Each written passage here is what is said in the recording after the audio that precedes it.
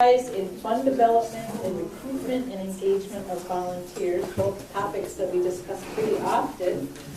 And in the last position she was in, she took their volunteer crew from about 200 to over 2,000 volunteers. And she was responsible for raising $900,000 each year. So she's here primarily to talk about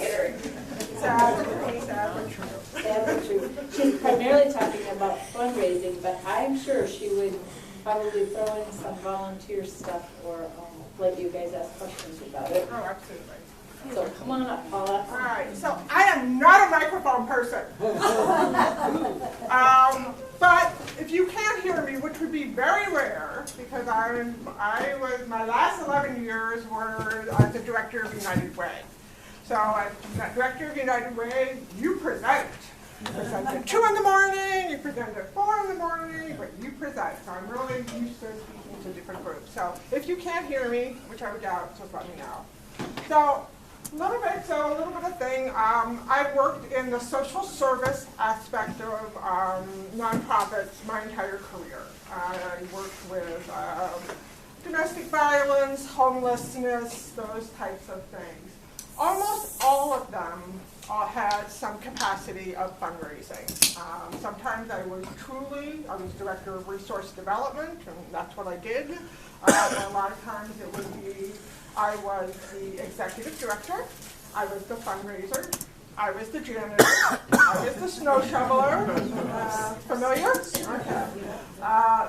But that's how our United Way was very small. We had 3 staff members. I think the smallest I worked with is probably 2 staff members, all the way to the largest nonprofit in Wisconsin, which was Lutheran Social Services at the time. We had several thousand employees, and I was the regional director. I was in 32 counties, which means you were everywhere and nowhere. A lot of running. I was on the road all the time for that job. So my point is that I'm very well familiar with the commitments and the time struggles that an executive director has. Some days you feel like you're paddling as fast as you can, you're getting absolutely nowhere, going backwards, you know. And that was really the case. When I walked into United Way in Marshfield, they had 200 volunteers a year. They had nobody that ever walked in their doors unless they were board members or somehow directly had to be there.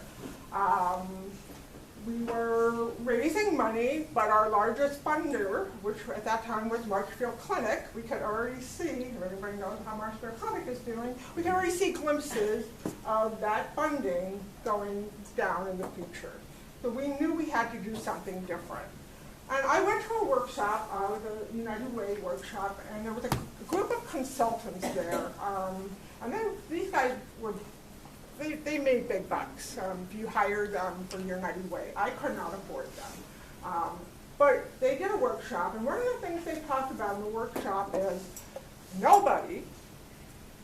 almost nobody, is going to give you money if they don't have some connection with you. Okay? And so that's really what we're going to talk about today. We're going to talk about how do you engage your donors and in some new ways.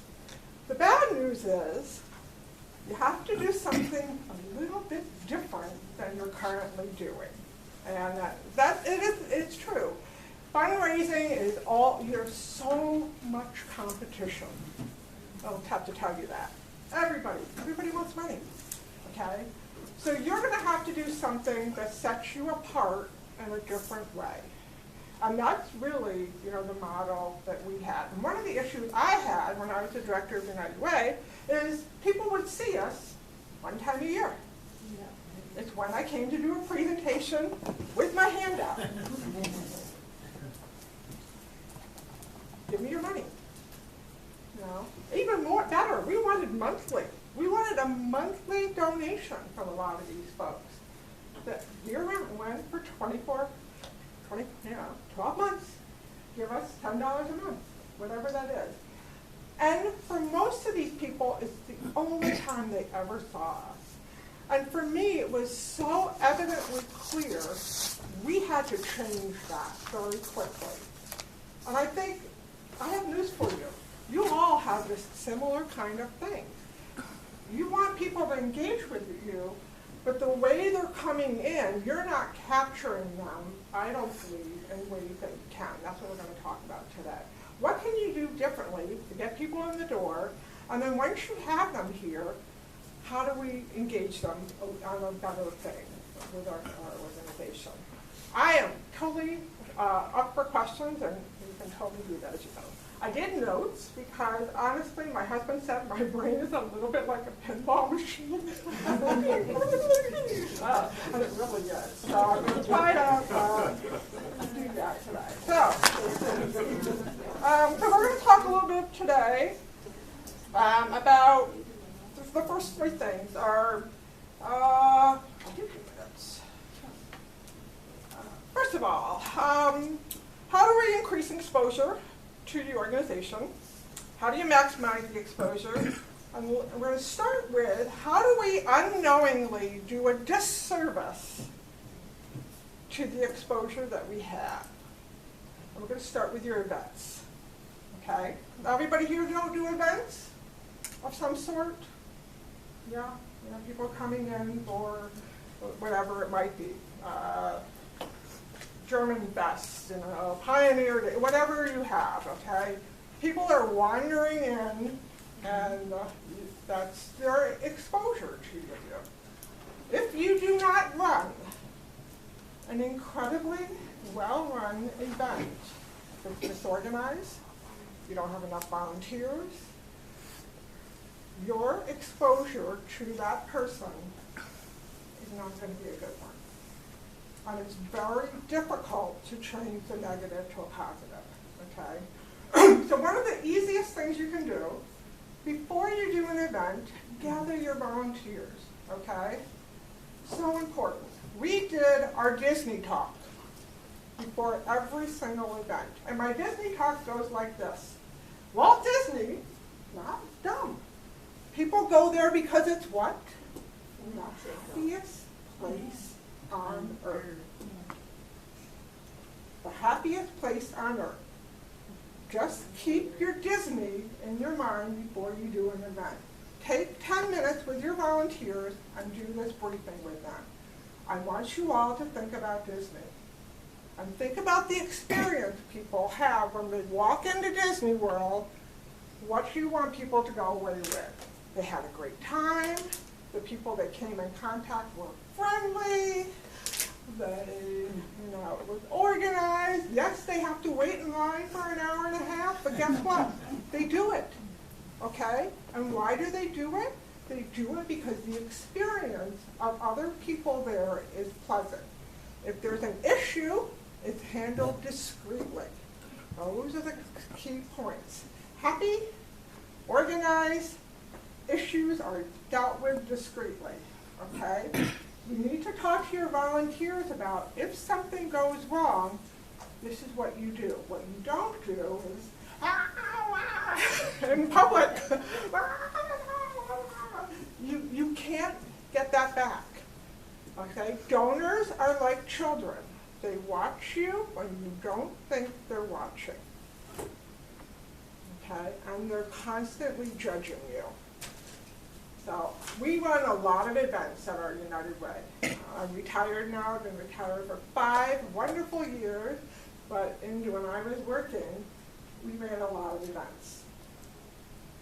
Incredibly well run, and I mean, we were an organized machine. Okay, we had, and one of the ways we did that is we had a couple of floaters that we always had available at every event. And those people's job was just to go around and check in with our volunteers. Everything good? Everything okay? Do you need anything? Okay, good. Have some floaters. Because you know what? Your volunteers feel awesome. They don't feel like they're stuck out there in left field by themselves. Have a couple of folks, but that's all you can have them do. Check in with your volunteers. Check in as you're walking around. Are you having a good time? Okay? Disney. Be Disney. People, it's really, if you have volunteers that truly can't be Disney. We all have them. Can't be Disney, okay? That's possible. Try to minimize where you put them in terms of the people exposure. To be very honest with you. Do not have them be the greeters. Come on, folks, work with me, okay? You know, put them somewhere that minimizes. I'm not saying you can't use those folks, but don't put them necessarily in the most public of roles. Find somewhere else that they can feel good about what they're doing, but not necessarily be the face of the event, okay? So those are really a couple things. Have a few floaters, and that's what we say to folks. If you're having some difficulty, people will be around to check on you. That's one of the things I say to my volunteers. This is the great way, if you're having some issues, tell the floaters. Where we're in the staff meeting, I'm like, floaters, raise your hand. So everybody can see you. Everybody does. I said, we'll be around, and that's all they did, the entire events. You know, if they wandered around and they made sure that everybody was happy. You know, no issues, okay? It makes for a great event. It makes your volunteers happy, it helps your people be happy.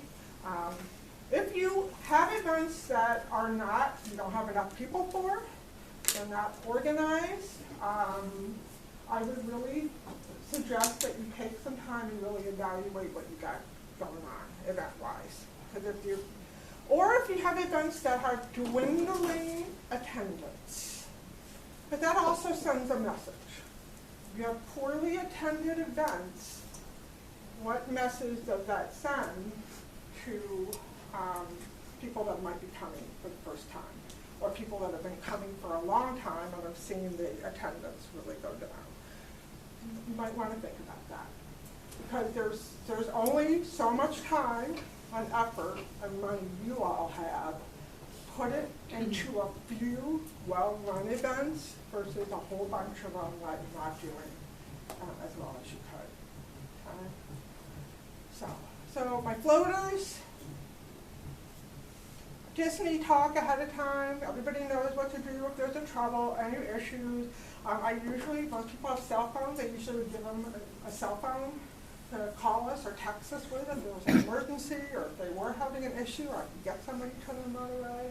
And I usually gave them a little slip of paper and said, okay, if you have any issues, call this number or this number. So that was another thing to do that. I need my glasses. Alright.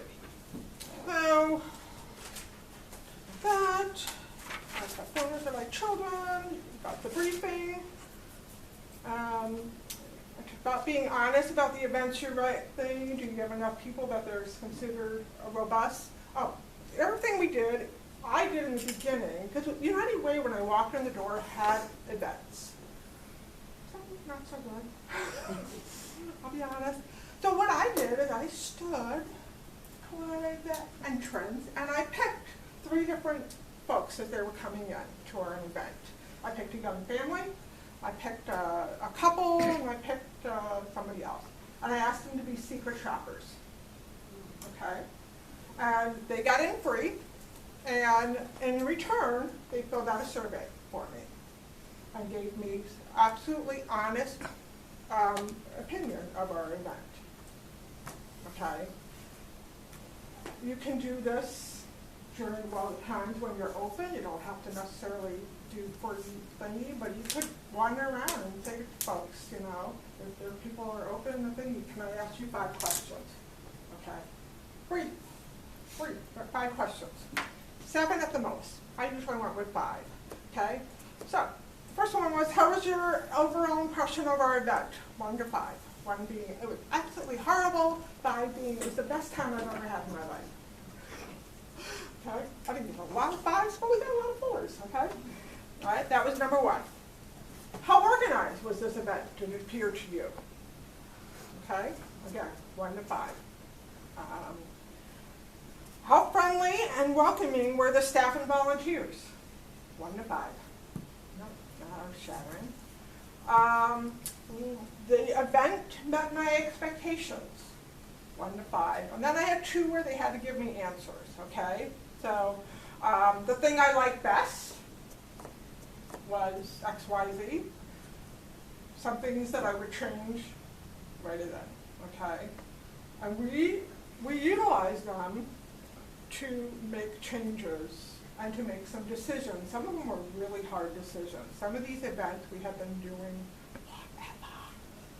forever. They had dwindling numbers. They were expensive. They were costing us a lot of money. A lot of times they involved like a dinner and things like that. But they just weren't as robust as they could have been. So we had to really kind of switch gears and figure out what do we not do so that we can do things well. Okay. So that I love the Secret Shoppers. We got a lot of really good feedback. So I would suggest to you that maybe one of the first things you do is take a few months and just evaluate what you currently have out there. Ask people who are not associated with your organization, no board members, no committee members, random Joe public, okay, how they felt it was, okay, and then share that with your board, share that with committee members so that you can make decisions about how do you move forward in a fundraising way. Know that if you continue to do events that are not 4s and 5s rated, for some donors, that 2 and 3 rated experience will be how they associate with your organization. Because that's the only time they're going to associate with your organization. Some people only see during events, you know. So just, you have to know that if you choose to kind of stay on your path, that you may not have the best of results. But it's very hard to change people upward. Easy to change people downward. Everybody's, you know, it's easy to say, oh, I love it. It's very easy to go down a little bit. So. Okay? Questions? Disney briefing? Floaters at events, I think makes a world of difference. Yeah. Well, we should probably talk afterwards or something. we have some people that are really extremely negative. I mean, and we don't have many volunteers, and it's like we would be better off if these people weren't there. But with as few people as we have, I don't know how we can do that. But so maybe you have some suggestions later. So we're going to talk about the 200 to 2,000. But that's literally what my volunteer count went to. We had 200 volunteers when I started. We had 2,000 volunteers when I left. Active volunteers that we saw every single month. 2,000 people. Okay. So let's go. Move on. So we'll get there. We'll get there. Okay. Okay. So one of the things I want to talk about is he led into prior to your event on social media. He led into my YouTube perfectly. We utilize YouTube a little bit differently, and you all have the perfect nugget for YouTube. You just don't know it. By the way, whoever asked the question, YouTube has great videos on how to upload to YouTube. Amazing. I am not a technical person. I can do it than anybody else. So what do you all have? You all have stuff. Lots and lots of stuff. Lots of stuff that people have not seen. But we are not in the business of being excited about our stuff. And we need to be exciting about our stuff. So one of the things I would suggest is you start a blog. Okay? A video blog, basically. Ideally, it's not you. Okay? Ours was done by students at the local community college that were in marketing. We picked 4 volunteers And we asked them each to do 3 blogs over the course of a year. Guess what? That's 12 months. Okay? High school students would be great. Someone who's retired that's got great energy. Okay? I'd be a great blogger, by the way. But you want somebody that's exciting to listen to. Blogs have successful blogs have a formula. Catchy title, number 1. Your content, and your add-on on the end. And that's where your event comes in, okay? Your add-on of the event. So, catchy title, for a museum. And it's the weird stuff that we have. What the heck is this? You want something that is in the course of the thing that does not say, this is Pioneer Village coming to you today. Because you know who's going to click on that? Who is going to click on the weird stuff our museum has? A lot more. Pick a title that is a little bit not, but if you look at blogs, look at the title, travel blogs especially. Oh my God, look at travel blogs. They are full of the how I travel for $50 a day. Okay, you need to come up with a title that is not history related, but is. Okay, the weird stuff our museum has. Guess what? Y'all have weird stuff. I walked around here. Yeah, I've seen it. Yeah, there are lots of weird things. And your blog would go something like this. Hey, everybody, shot on an iPhone. If you're going to invest in something, I suggest investing in a microphone. If you're in Wisconsin, as we all are, maybe a light ring, because you're probably going to have to do some of your shooting indoors, just not feasible in the winter. Okay? Hi everybody, this is Paula. I'm at Pioneer Museum today, and you know what? I have wandered around this museum and I have found a gem for you today. Ta-da! Here it is. Anybody know what this is? Yeah, me neither. I didn't know what it was either.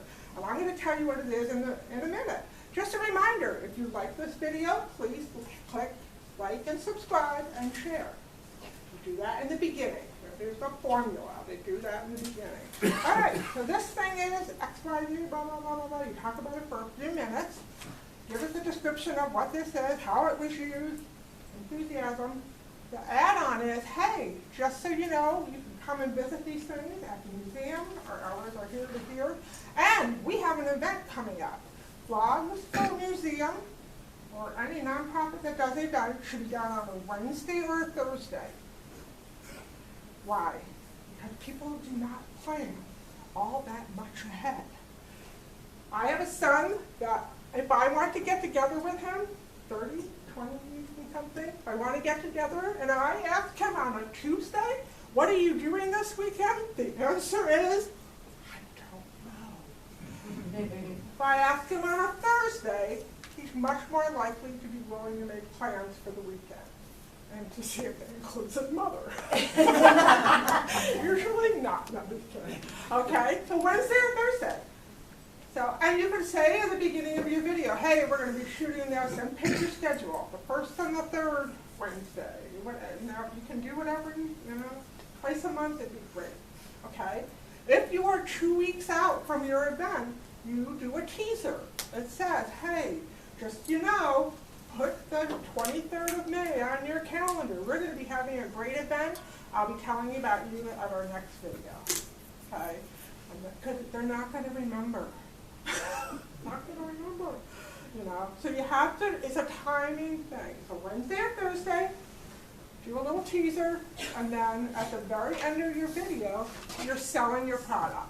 Okay? And your product is your event, your visiting the museum, whatever that looks like, okay? I honestly would suggest find a volunteer who is going to go and have to go into marketing. They have to have a portfolio at the time they're done graduating, okay? It's a great way to add to their portfolio. You can upload these videos onto your website as well. So it's just I would say it was not a lot of work. Not a lot of work for me. somebody else really took it over and did it for us. So. Okay? I love a blog. But just step out of your box a little bit in terms of try to title it in a way that's a little catchy. All right. Like and subscribe. So we haven't talked about Instagram as another place you can upload your things to. Wildly popular as well. Okay, so the day of the event, one of the things we did is we invested in a Cricut. Anybody know what a Cricut is? Or so it's a machine that cuts vinyl. Okay, they're maybe a couple $100, $200. But we made our own signs. They were plastic, like election signs. Okay, you know, they went into the thing. And we had them scattered everywhere at our event. Okay, we did them ourselves, cut out whatever on the vinyl. They last forever. The vinyl is dirt cheap. Well, 60 cents a sheet or something. Very, very inexpensive to do. But these were posted out throughout our thing. You gotta have the perfect thing. We did not have land, so a lot of times our events were on borrowed spaces. You know, a lot of times you all have your own, you all have your things, you can put these things out. But the sign said stuff like, love our event, you'll love being a part of our organization even more. We had our website and a QR code. Everybody knows what they are? Those little squiggly things. Super simple to make, free. You make a QR code free. And the reason we did both because my husband, it's so funny, my husband and my daughter-in-law can both look at the same thing that one will say, enter your website, one will have a QR code, my daughter-in-law scans it, my husband types the website every single time, you know. But here's the thing, our donors, the people coming are going to be hopefully on both things. A younger event goer thingy, they don't do websites. They are scanners and move along. So we have a QR code and a scanner thing on there. The other sign, you know, for you guys would be, we are making history, you know, be a part of us today. Again, so, and we just had these scattered around at your event. People, you want to give people, the donors, the opportunity to engage with you in a different way. The other thing is every piece of everything would be honored to be part of your estate planning. Our letterhead had it, our brochures had it, our website had it. Every piece of material that we put out there had the statement, we would be honored to be part of your estate planning. Okay? We got a fair amount of gifts in our lifetime. So, and some were from people who are like, what is this? We don't know what this is, but it's awesome. Our vlogs, we talked about, you know, volunteering with our organization. And we didn't have an event coming up. We had, you know, it was volunteer week, and we were like, hey, which is, by the way, this week, right? Everybody did their volunteer thing.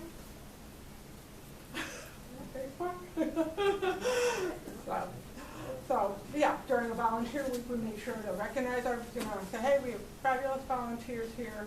You too can be part of this, you know. And so one of the things, in the ways that we moved our volunteers to a younger volunteer base was through a particular program. And I'm going to tell you the name of the program first, and then you're going to go, oh, that was so sweet. So we did a program that fed about 400 kids every single week at United Way. Oh, that's so sweet. Childhood hunger, it was a match made in heaven. However, being the ulterior motive person that I am, the way we did the program is what got us our new volunteers. We did the program by taking the food to corporates, companies, on their lunch hours. The same companies that in the fall I would appear at going, can I remember me? Where's the money? So these people made peanut butter and jelly sandwiches for us. They packed up baby carrots. They made the food packs for us. Was it a lot more work on our part? Hauling this, we probably went to 4 companies every lunch hour. Okay? Lot more work. Did it have an amazing thing of engaging people to our organization? You betcha. Because when I went to do a financial donation thing, I didn't have to talk all that much about what we did. They were part of it. They were making the peanut butter and jelly sandwiches.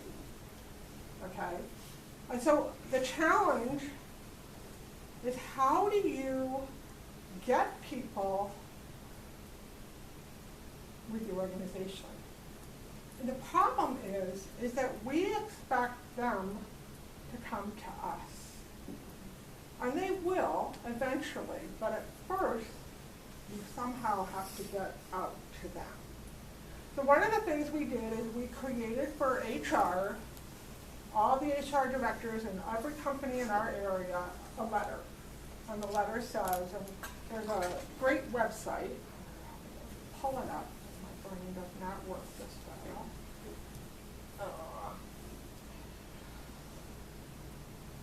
That's not it. Don't tell me I lost it. I did lose it. Benefits of corporate volunteerism, okay? And it has 6 points in there, and we plagiarized the heck out of it and just used those 6 points. But the bottom line is, studies say that people are far more engaged with their companies that they work for if they have volunteer opportunities as part of the corporate culture. And we all need volunteers. We needed volunteers. 400 kids a week, immense amount of work. We needed volunteers. We had 3 people. That's a lot of peanut butter and jellies every week. We just could not do it without that kind of a volume. Okay? But I would suggest you create a wish list. Go ahead. Can you think of, because we're not United Way, that might not work for us, but can you give me one example of something that might apply to history organizations that we could go to our sponsors and ask them to? Sure. I mean, so first of all, I would pick anything that you have that's easy. If you have mailings, they have to get them. Any type of things like that. Do you have work days? The kicker is you can bring them to you. You can't bring them to you on a date that works for you. You can only bring them to you on a date that works for them. Okay? Every bank that I know of has a day of service. Every credit union, every bank, it's part of who they are. Okay? They would contact us. Here's the thing. Did they fall on a now day? No, they did not. But guess what? We created something. Come and paint XYZ building for me. Or they would come to us, but not on the day that worked in our schedule. It had to work in their schedule. And that's the kicker. The flexibility of this has got to be key. But part of that thing, we offered our space. We had a huge back room, and we offered our space for them to use for management retreats and things like that. People came in with humongous back there, so we were able to do that and bring them in. The only thing we would ask is that we had 15 minutes to talk about our organization. Okay,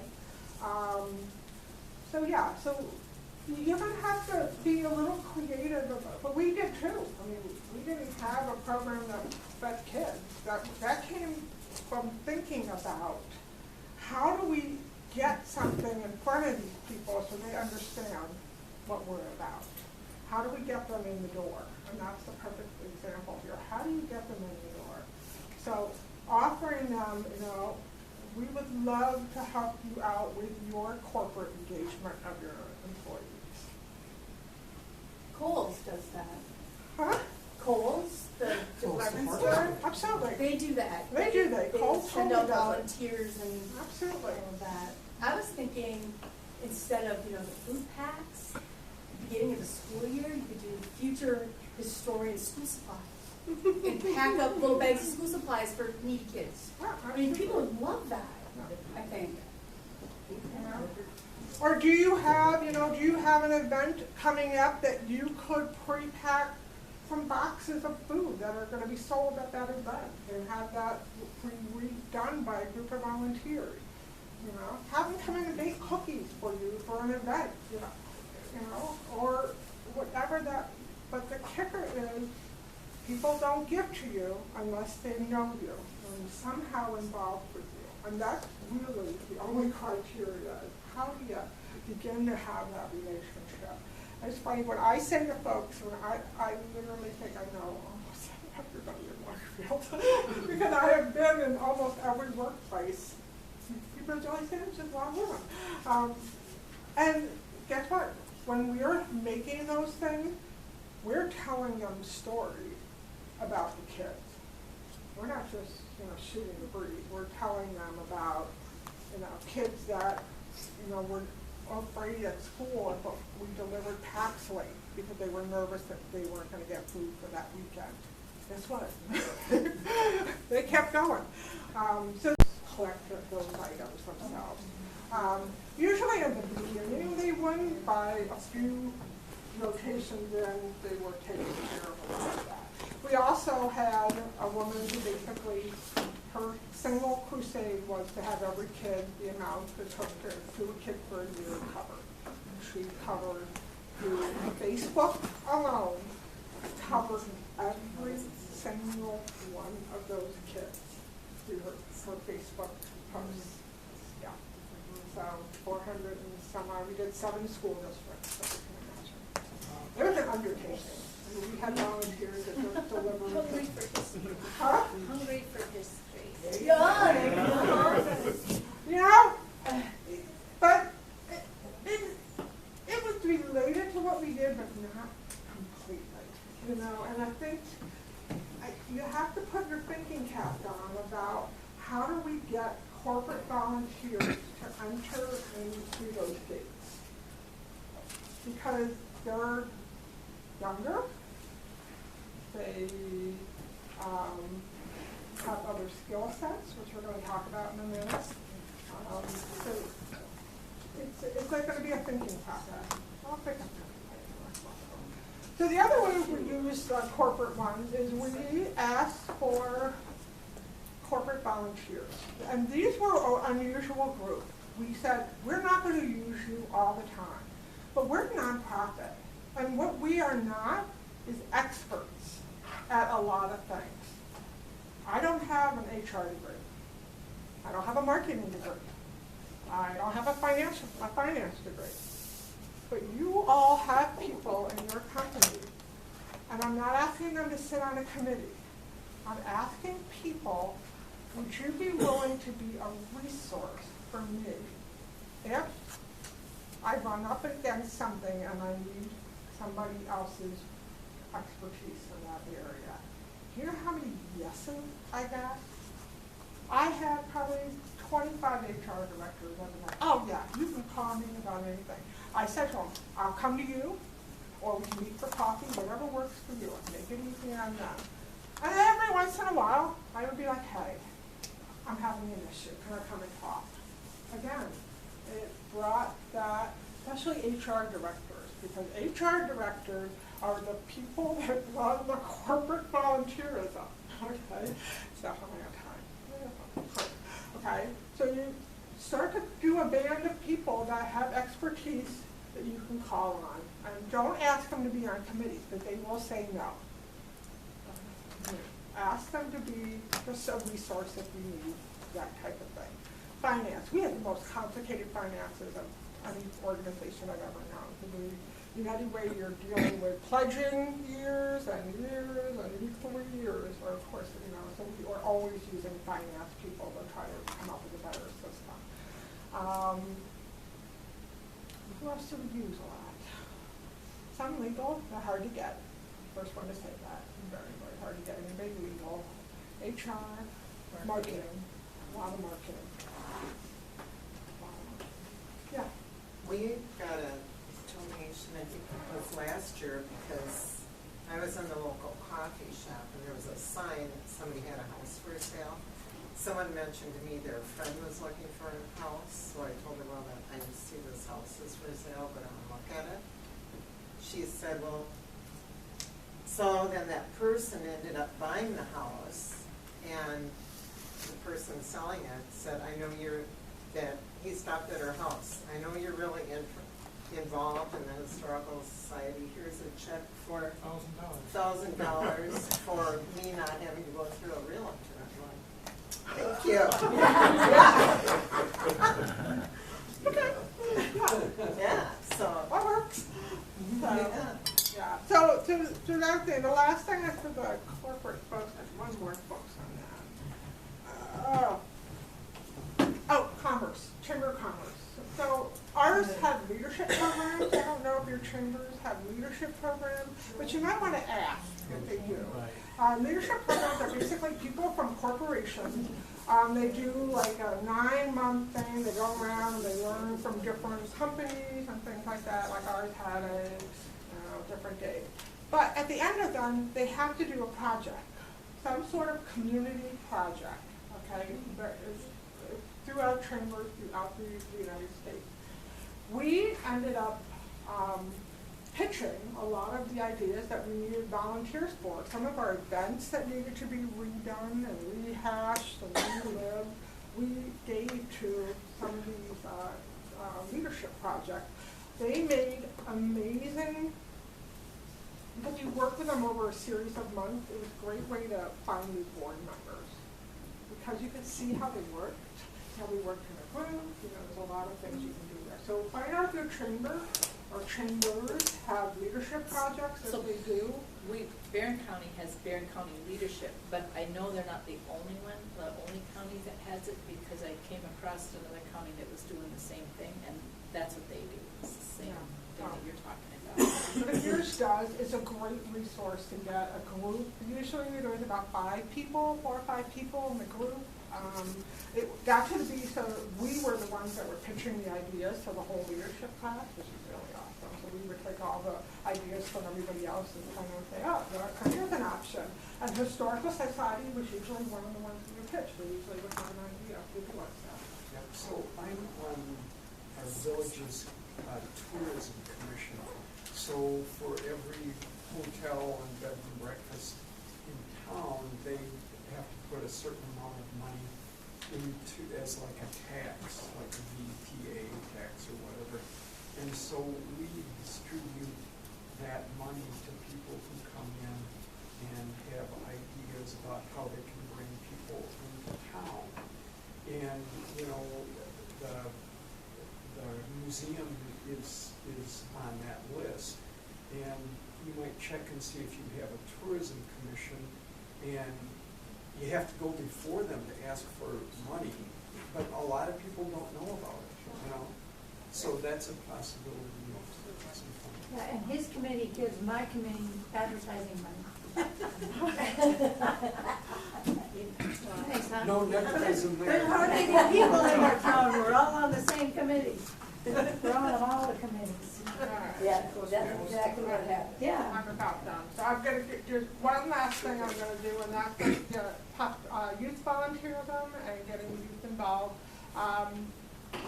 Same thing we did with businesses, we would do for churches, scouts, 4-H, anything like that.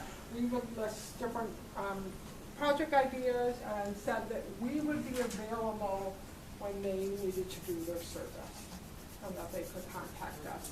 The problem is a lot of times we get it and it says we need volunteers on this date. Guess what? It doesn't work for them. And so you go in the circular file. If you do it the other way and leave it open-ended, you're far more likely to have them go, oh, yeah, you know, what about, you know, we need to do a service project for our confirmation kids. What about, you know, museum was one of the things that might have had something.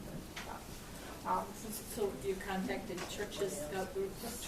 Churches, scout groups, 4-H,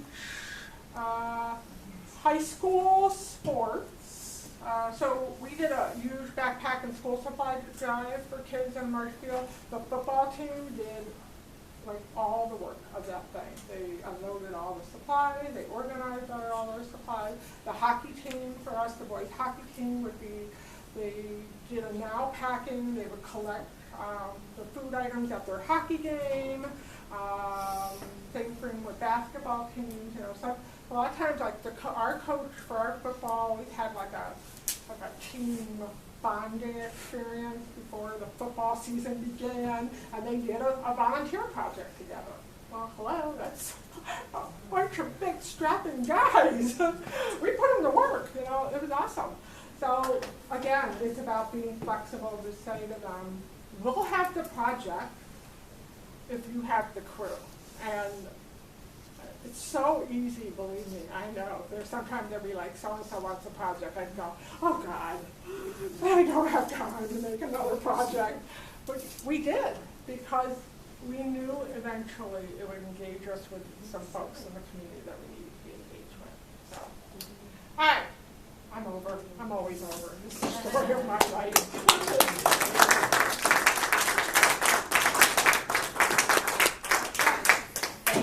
You're welcome, hon. Anytime. By the way, if anybody wants to take a felting class on Saturday, Paula is going to be teaching a class here, and we're going to make little mice. Yeah, they're very, very adorable. They're adorable. Well, that pretty much wraps it up, except the tours Bob already opened buildings. And I would probably just give you a couple stories before we started, so if anybody is interested in doing that, just we'll give everybody a few minutes that's leaving. And I'll be over at Jerome Hall. okay, Charles is going to be in Jerome Hall to give tours over there. We'll kind of make our way there. We'll start down here at the end of the village. We'll walk fairly rapidly and just hit the highlights. But if you can't make it, we understand. Thank you for coming today. Don't forget to take the America 50 books. And if there's anyone that didn't get registered yet, let me know.